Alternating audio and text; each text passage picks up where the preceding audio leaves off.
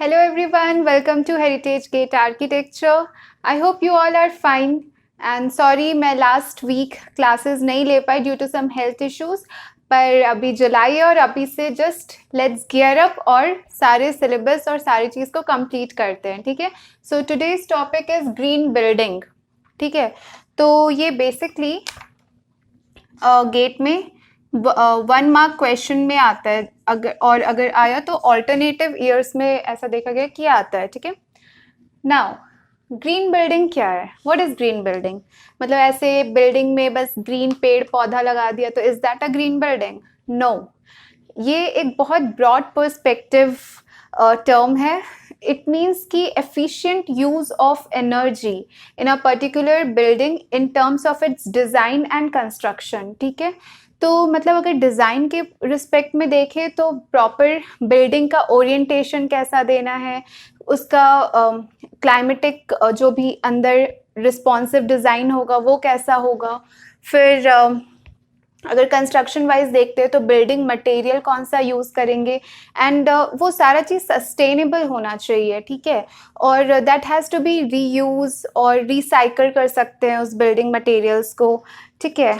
अगर waste reduction पे focus करना है हमें, ठीक है। और अगर आते हैं तो जितना भी रिन्यूएबल एनर्जी है जैसे सोलर एनर्जी, तो ये सारी चीज़ को प्रॉपर यूज़ करे उस बिल्डिंग में, ठीक है।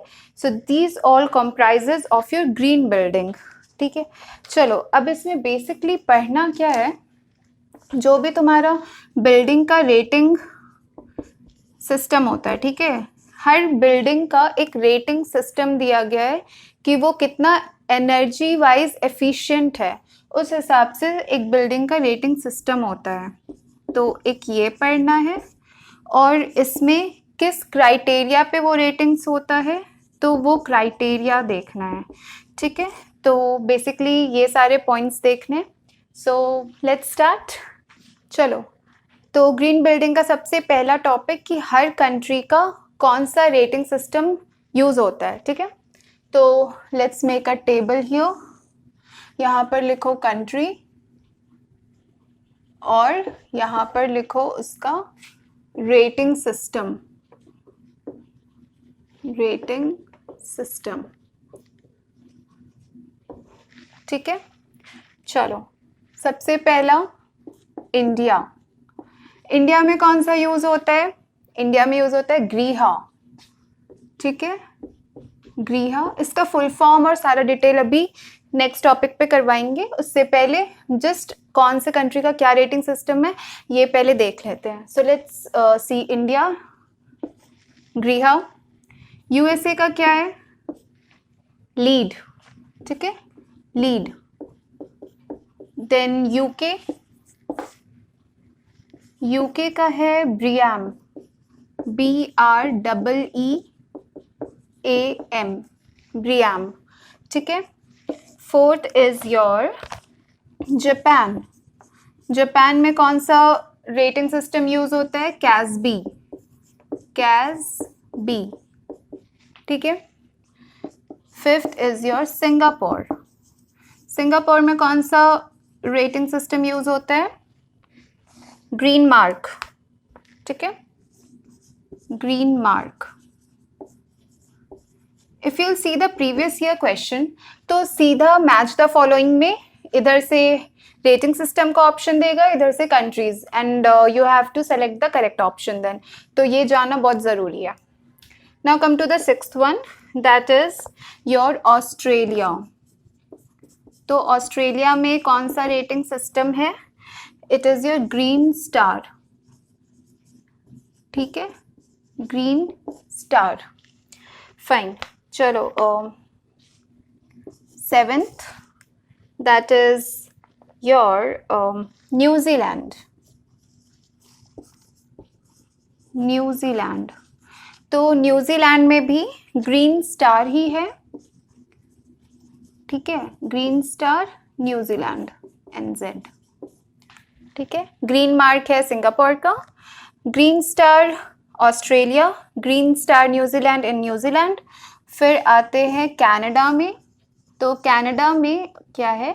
लीड तो है ही, ठीक है, लीड ऐसे इंटरनेशनली यूज होता है, ठीक है, इंटरनेशनली रिकॉग्नाइज्ड है, वर्ल्ड वाइड यूज होता है लीड। और इसका कभी कभी है ग्रीन ग्लोब, ठीक है, ग्रीन ग्लोब भी यूज होता है यहाँ पे, ठीक है। ओके, एक और है, चलो after that I am writing here 9th number. China में कौन सा यूज होता है? लेबल 3 स्टार, लेबल 3 स्टार, ठीक है। यूएई में यूज होता है एस्टिग्मा,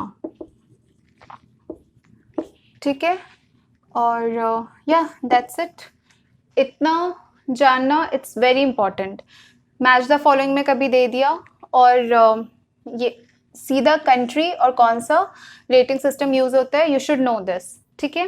now come to the next topic, हर चीज को अब डिटेल में करेंगे, okay okay. Now come to the next topic, that is green building components. अब क्या होता है कि रेटिंग सिस्टम है, तो बिल्डिंग का ऐसा कौन कौन सा क्राइटेरिया जिसपे पॉइंट्स मिलेगा और उस बिल्डिंग को देखा जाएगा कि वो ग्रीन बिल्डिंग है या नहीं है, ठीक है।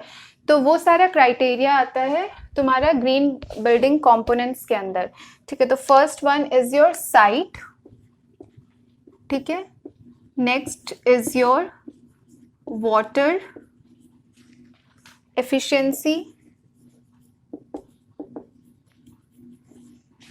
third is your energy,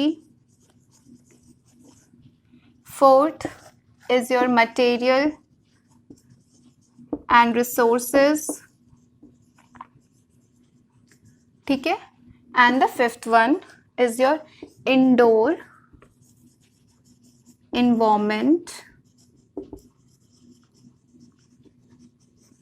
quality, indoor environment quality, ठीक है। तो ऐसे तो बहुत सारा है, इसके अंडर भी बहुत सारे सब टॉपिक्स हैं, बट ये मेजर 5 क्राइटेरिया है, ठीक है।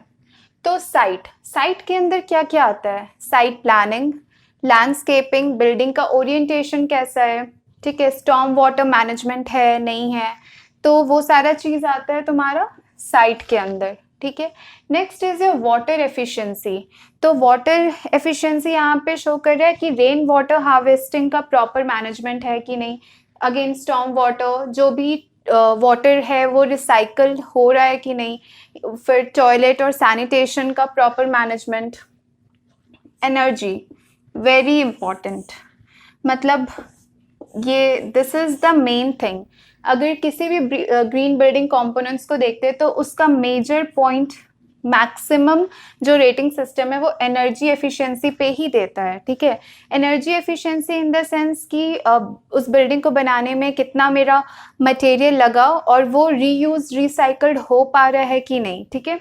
और तुम्हारा lighting, are we using renewable energy like solar energy, ये सारा चीज़, तो वो सब चीज़ आता है एनर्जी के अंदर, ठीक है। Next is your material and resources, what are the materials you are using, ठीक, वही हो गया कि वो रिसाइकल्ड हो सकता है कि नहीं। फिर रिसोर्सेज की वी हैव टू यूज, मतलब इस तरह से रिसोर्सेज यूज़ करना है ताकि इन्वायरमेंट को हम लोग बहुत ही कम नेगेटिव इम्पैक्ट पहुँचाएं, ठीक है। तो इस तरह का रिसोर्सेज हो गया। Next is your indoor environment quality. Major चीज़ ये है, एक तो एनर्जी और दूसरा इस पॉइंट पे इस क्राइटेरिया पे पॉइंट्स होता है कि इंडोर इन्वायरमेंट क्वालिटी कैसा है, लाइक एयर क्वालिटी अंदर का कैसा है, प्रॉपर टेम्परेचर बैलेंस है कि नहीं, फिर जो भी वेंटिलेशन है और जो भी सनलाइट अंदर आ रहा है, that has everything has to be well balanced, ठीक है। तो ये सारे चीज़ आ गया। अब चलो एक एक रेटिंग सिस्टम को डिटेल में करते हैं, ठीक है। Okay, now let's start with the Griha, ठीक है। तो ग्रीहा कहाँ का रेटिंग सिस्टम है? अभी बताया था, इंडिया का, ठीक है, ग्रीहा। चलो सबसे पहला इंपॉर्टेंट है इसका full form, okay. So it's full form is green rating for integrated for integrated habitat assessment. ठीक है, green rating for integrated habitat assessment, इसका full form very important, India के लिए यूज होता है. हाँ, it was developed by TERI. TERI, what is the full form of TERI? It is the energy and resource, sir हाँ, the energy and resource institute.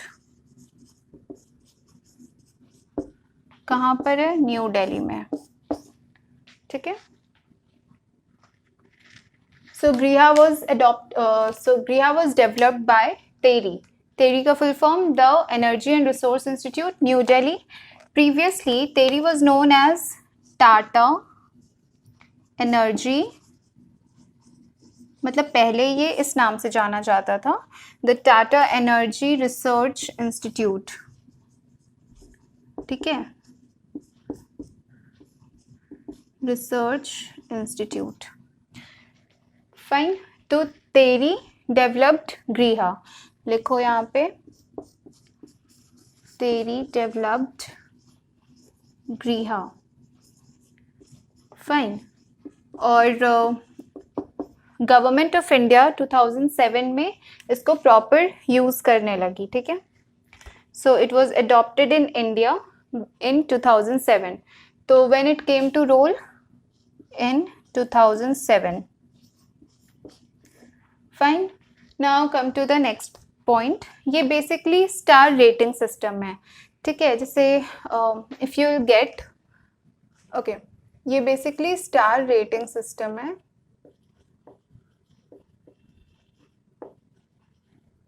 Fine. तो if you will get like 50 points, इसमें minimum point होता है 50. तो अगर आपका आ रहा है 50 से 60 पॉइंट्स एक बिल्डिंग को, तो उसको मिलेगा 1 स्टार. ठीक है. अगर आ रहा है 61 to 70 points, then that building will get 2 star. Fine. फिर आता है 71 to 80, 81 to 90, 91 to 100. तो simultaneously 3 star, 4 star and 5 star. Fine. ठीक है. अब ये बेसिकली 30 to 34 मेन क्राइटेरिया है जिस पे ये अपना पॉइंट्स देते हैं किसी बिल्डिंग को. बट अगर मेजॉरिटी, अगर मैक्सिमम पॉइंट किसी चीज़ के लिए है तो वो है एनर्जी एफिशिएंसी के लिए. ठीक है. और उसके बाद है इंडोर एनवायरनमेंट क्वालिटी पे. फाइन. तो ये हो गया गृह. हाँ, अब प्रीवियस ईयर क्वेश्चन में देखते हैं ये कितनी बार पूछा गया है. और देखो, सबसे इम्पॉर्टेंट चीज़ इसका full form, it has been asked multiple times. ठीक है, जैसे इसरो में पूछा हुआ है. ठीक है, ये यूपीएससी में पूछा हुआ है, देन वेस्ट बंगाल के एग्जाम्स में भी पूछा हुआ है. ठीक है. नाउ तेरी का full form the energy and resource institute. तो अभी जो प्रेजेंट फुल फॉर्म है, you should know this. It was asked in GATE 2009. Then again ISRO में पूछा हुआ है. इसरो में मेजॉरिटी मतलब इम्पोर्टेंस अगर देखा जाए तो ये ग्रीन बिल्डिंग के टॉपिक पे देते हैं. ठीक है. फिर आ जाओ नेक्स्ट अगर क्वेश्चन. तो हाँ, और ये स्टार रेटिंग, अगर मिनिमम 50 पॉइंट्स तो होने ही चाहिए टू गेट 1 स्टार ऑल्सो. तो 50 should be the minimum point, मतलब 50 इज द मिनिमम पॉइंट, और फिर मैक्सिमम तो 100 तक जा रहे हैं. ठीक है. तो this much is all for Griha. Now come to the next, that is LEED. Okay. Okay, now next one is LEED. What is the full form of LEED? LEED is Leadership in Energy and Environmental Design. Next we are discussing about LEED. तो सबसे पहले इसका full form, ठीक है, leadership in energy and environmental design. Fine. Now it is recognised world wide, मतलब ये world wide इसको use, इस रेटिंग सिस्टम को यूज कर सकते हैं, ठीक है. तो it is recognised world wide. Fine. अब आ जाओ next point, that is it was developed by, it was developed by USGBC, that is US Green Building Council, ठीक है. नाउ नेक्स्ट पॉइंट, अगर इसमें भी देखा जाए कि कौन कौन से क्राइटेरिया पे इसका रेटिंग सिस्टम है, तो again site, water, then energy, material and resources and indoor environment quality. तो उन सब में से एनर्जी और इंडोर इन्वायरमेंट क्वालिटी को अगेन बहुत ज़्यादा पॉइंट्स एलोकेटेड है, ठीक है. तो again the energy and indoor environment quality, ये इम्पॉर्टेंट हो जाता है क्राइटेरिया, क्योंकि इसमें सबसे ज़्यादा पॉइंट्स एलोकेटेड है. अब आते हैं इसके रेटिंग सिस्टम पे, ठीक है. तो बेसिकली इसका रेटिंग सिस्टम सर्टिफिकेशन सिस्टम के अकॉर्डिंग है. फाइन, चलो देखते हैं. लीड रेटिंग लेवल्स, मतलब चलो अब आ जाते हैं पहला, कि अगर 40 से 49 पॉइंट है किसी बिल्डिंग को मिलता है, it means it is certified to LEED. तो 40 से 49 पॉइंट है, it means it is certified to LEED. अब आते हैं नेक्स्ट, दैट इज अगर 50 से 59 पॉइंट है, ठीक है, 50 से 59 पॉइंट है, देन इट इज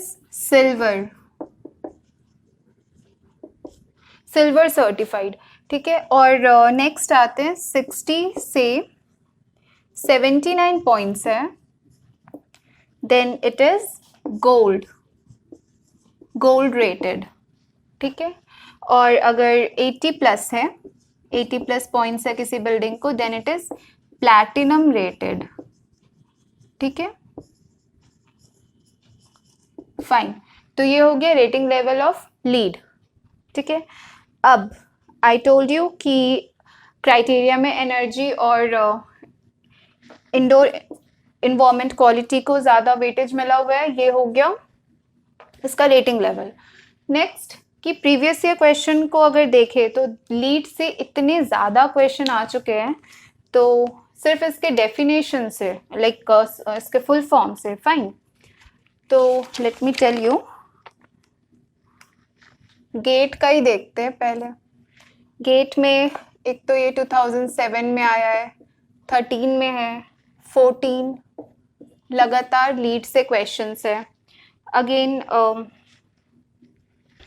ये full form, it was asked in UPSC, then West Bengal exams. Fine. अब ये इस पे क्वेश्चन था energy and indoor environment quality पे. फिर ये जो रेटिंग सिस्टम्स हैं, इस पे इसरो के क्वेश्चंस थे कि कौन सा गोल्ड होता है, कौन सा सिल्वर होता है, कौन सा कितने पे प्लैटिनम रेटेड मिलता है, ठीक है. नाउ अब इसका एग्जाम्पल, एक जो इंडिया में ही है platinum rated, that is your Godrej building which is there in Hyderabad, ठीक है.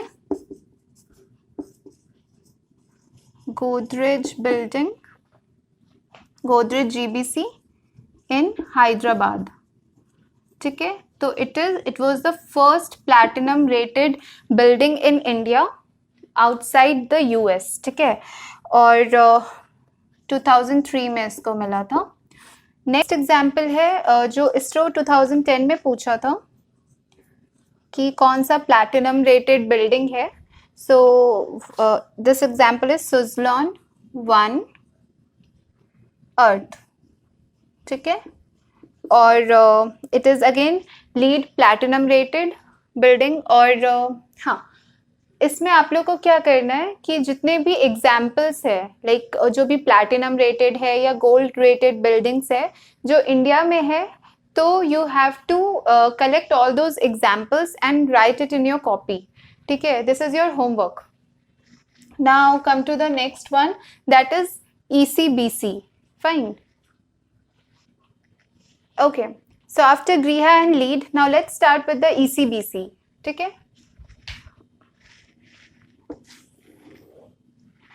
चलो ECBC, ठीक है। सबसे पहले इसका full form, so it's energy conservation building code, energy conservation building code, ठीक है। अगेन फुल फॉर्म हर चीज का याद होना चाहिए। इसका भी फुल फॉर्म 2-3 बार प्रीवियस ईयर क्वेश्चंस में आ चुका है, ठीक है।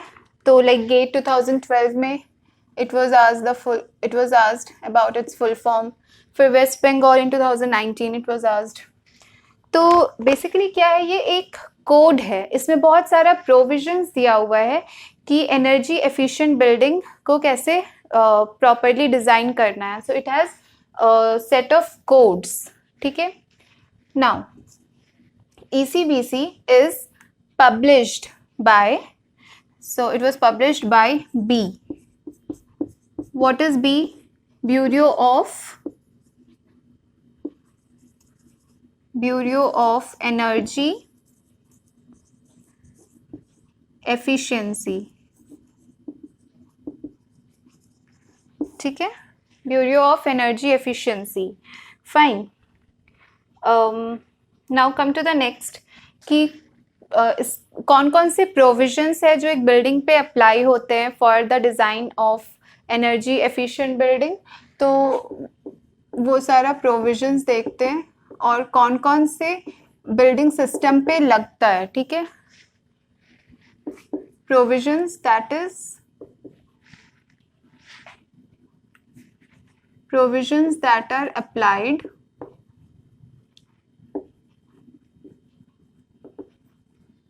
to any building system। तो कौन कौन सा क्राइटेरिया है इसके अंदर। First is your building envelope, building envelope. तो बिल्डिंग का एक ओवरऑल क्लोज स्ट्रक्चर किससे बनता है, एक envelope sort of, roof that is ceiling, फिर आपका वॉल्स, ठीक है, window, door, all this comprises of your building envelope, ठीक है। Next is your interior and exterior day lighting, ठीक है। Third is your HVAC system, that is heating, ventilation and air conditioning system. Fourth is your water heating system, ठीक है, water heating system, fine.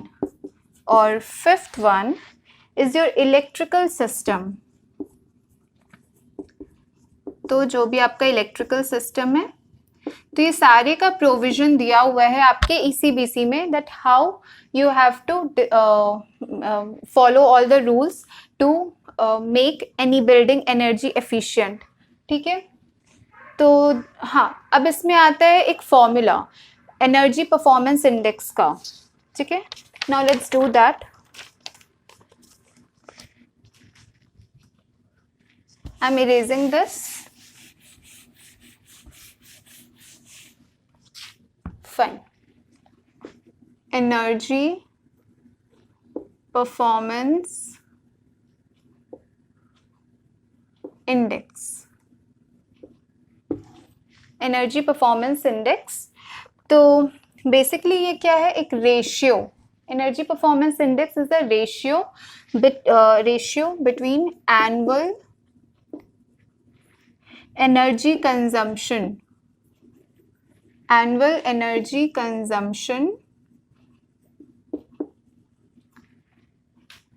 in kilowatt hour by total built up area, by total built up area excluding unconditioned basement। ठीक है, और area है 2 metre square. ठीक है, और this is annual, ध्यान रखना। देखो, energy performance index is annual energy consumption, energy in kilowatt hour, और by total built up area meter square excluding the unconditioned basement. ठीक है, इसरो में क्वेश्चन आया था कि एनर्जी परफॉर्मेंस इंडेक्स का यूनिट क्या होता है, तो it is kilowatt hour per meter square, और ये ईयरली होता है या फिर मंथली होता है, so it is yearly. Fine, so this is all here. ठीक है, अब एनर्जी परफॉर्मेंस इंडेक्स का एक तो ये फॉर्मूला हो गया, एक और फॉर्मूला होता है कि यहाँ पे लिख रही हूँ,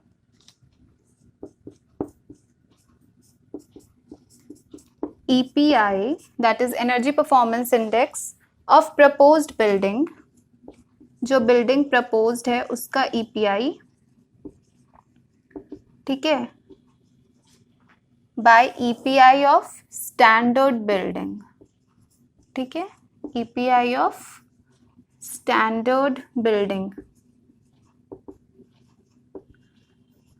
फाइन, देखो ये वाला क्वेश्चन आया हुआ था इसरो में, इसलिए मैं ये वाला टॉपिक करवा रही हूँ, बट गेट में एज सच इससे तो क्वेश्चन नहीं आया है। ठीक है, तो this was it for ECBC, इतना ही पढ़ना था इसमें। Okay, so now let's come to the next topic, that is BREEAM rating system. Okay, so after Griha, LEED and ECBC, now come to the next one, that is BRIAM. BRIAM. ठीक है, so this is the rating system which is followed in UK. Fine. Again इसमें इसका full form जानना है, and that is enough. That is Building Research Establishment, Building Research Establishment Environmental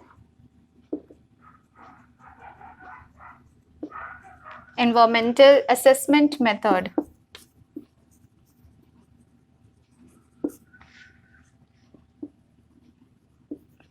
And it was introduced in 1990. Again इसमें देखा जाए तो highest criteria वाला point है energy and indoor environment quality. ठीक है, तो after BREEAM now come to the next, that is as.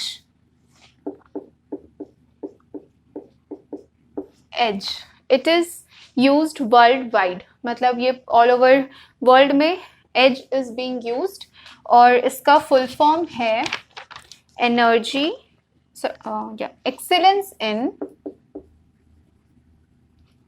excellence in design for greater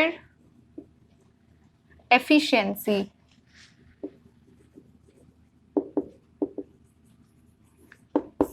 ठीक है, excellence in design for greater efficiency.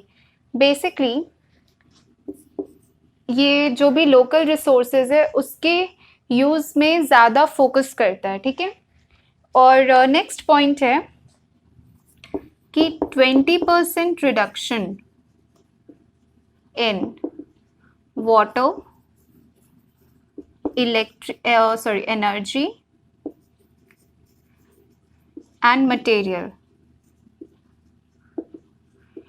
देखो, अगर सपोज कोई बिल्डिंग हम लोग पहले बना रहे थे और अगर अब हम वो building as a green building बनाते हैं तो उसमें 20% reduction of water used, energy और मटेरियल के साथ अगर हम वैसा ही बिल्डिंग बना दे रहे हैं, then it falls under the criteria of as, ठीक है।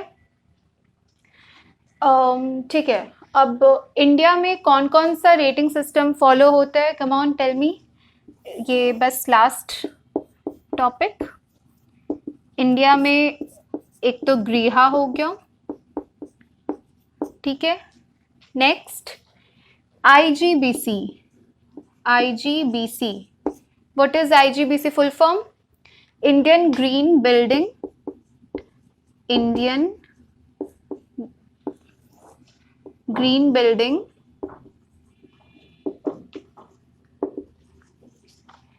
काउंसिल, ठीक है। Okay, after IGBC it's LEED, as और ईसीबीसी का मैनुअल, ईसीबीसी का जो कोड है वो, और BEE rating system, that is bureau of energy efficiency का रेटिंग सिस्टम, ठीक है। तो ये सारा चीज़ इंडिया में फॉलो होता है, fine. So with this we come to the end of this very small topic of green building. और इससे बस 1 मार्क्स से क्वेश्चंस आएंगे और बेसिकली फुल फॉर्म और उसका जो भी रेटिंग क्राइटेरिया है और रेटिंग सिस्टम है लाइक स्टार सिस्टम, और फिर लीड का जैसे सर्टिफिकेशन सिस्टम है। And after that you are done with this small topic. Okay, चलो ये टॉपिक तो कंप्लीट हो गया। बट ऐसे यूट्यूब के कुछ कमेंट्स में, कुछ मेरे को पर्सनली मैसेजेस में या फिर मेल्स में मैंने कॉमन क्वेश्चन देखा, so I thought it's better to discuss, ठीक है, कि मैम सिलेबस कब कंप्लीट होगा, फिर जितना पढ़ा रहे हैं उतना सफिशिएंट है कि नहीं, है ना। ओके, तो सिलेबस जहाँ तक कंप्लीशन का बात है तो दिस इज योर जुलाई। सो जुलाई, अगस्त, सितंबर, ठीक है, 3 महीना वी विल गियर अप और जो भी होगा वो कंप्लीट कर दिया जाएगा। नेक्स्ट अभी तो थ्योरेटिकल जितने भी वीडियोस आए हैं, उसके बाद न्यूमेरिकल्स भी अब साथ साथ आना शुरू हो जाएंगे सारे वीडियोस। तो don't worry for the syllabus, it's our responsibility. और इट्स क्वाइट जेन्युइन कि आप लोग भी सिलेबस को पूछोगे ही, तो ठीक है, we are not denying with this, लेकिन हाँ it's our responsibility to complete it within September, ठीक है। और उसके बाद क्रैश कोर्स भी हो जाएगा, तो आपके एग्जाम से पहले एटलीस्ट वी आर थिंकिंग कि 1 से 2 बार या फिर मैक्सिमम 3 बार तो सिलेबस कंप्लीट करवा ही दिया जाए, और अगर नहीं भी हो तो मिनिमम 2 बार तो होगा ही होगा, ठीक है। नेक्स्ट, जो कुछ बच्चे पूछ रहे थे इन द कमेंट सेक्शन और फिर कुछ मेल भी आया कि ma'am whatever you are teaching, is it sufficient और नॉट फॉर द गेट। तो इसका answer you people know very well. जो मैं पढ़ाती हूँ उसके बाद आपका गेट का प्रीवियस ईयर क्वेश्चन सॉल्व हो रहा है कि नहीं, ठीक है। अगर सॉल्व हो जा रहा है देन इट इज़ रेलिवेंट जो भी टॉपिक पढ़ा रही हूँ, और that is sufficient, of course that is sufficient. क्योंकि सपोज अगर एक कंजर्वेशन वाले टॉपिक का एक एग्जाम्पल लेते हैं, ठीक है, तो क्लास में आप कोई कॉलेज में वो सेमेस्टर में अगर वो सब्जेक्ट आया कंजर्वेशन, तो आप 6 महीना उस पूरे सब्जेक्ट को पढ़ रहे हो, ठीक है। बट अगर आप यहाँ पर देखो गेट में, तो उसका वैल्यू सिर्फ 1 से 2 मार्क्स है, ठीक है।